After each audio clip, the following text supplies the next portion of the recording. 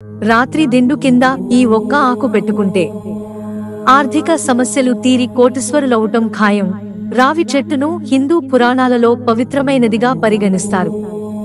ఇది త్రిమూర్తులైన బ్రహ్మ, విష్ణు, మహేశ్వరుల వాసస్థలంగా నమ్ముతారు.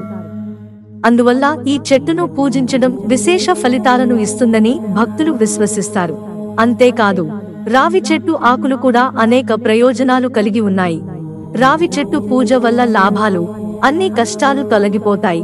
రావి చెట్టును పూజించడం వల్ల జీవితంలో ఉన్న అన్ని బాధలు, కష్టాలు తొలగిపోతాయని నమ్ముతారు. ఆర్థిక పరిస్థితి మెరుగుపడుతుంది.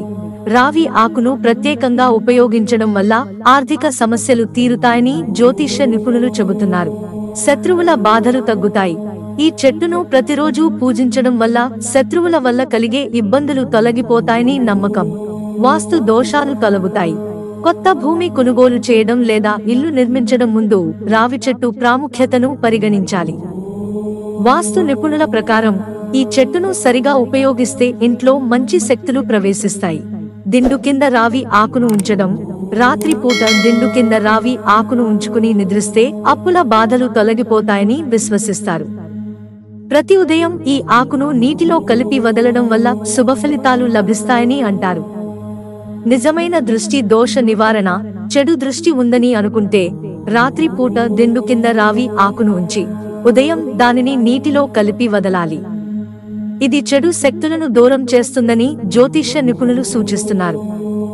కోసలు మెరుగుపడేందుకు, ఇంట్లో ధన లాభం కోసం రావి చెట్టు పూజ చేయడం ఉత్తమం. రావి ఆకుతో కొన్ని ప్రత్యేక పూజలు చేయడం ద్వారా సంపద పెరుగుతుందని పురాణాలలో ప్రస్తావన ఉంది. కొత్త భూమి లేదా ఇల్లు కొనుగోలు చేసేటప్పుడు రావి చెట్టు ప్రాముఖ్యతను గుర్తించాలి. కొన్ని వాస్తు నిబంధనల ప్రకారం ఇంటి సమీపంలో రావి చెట్టు ఉండడం మంచిదని, కానీ కొన్ని ప్రత్యేక పరిస్థితుల్లో దాన్ని నివారించాలి. అలాగే రావి చెట్టును ఇంట్లోని ఉత్తర దిశలో నాటడం శుభప్రదమని సూచిస్తున్నారు. మిత్రులారా, ఛానల్ సబ్స్క్రైబ్ చేసుకోవడం మర్చిపోకండి. ధన్యవాదాలు.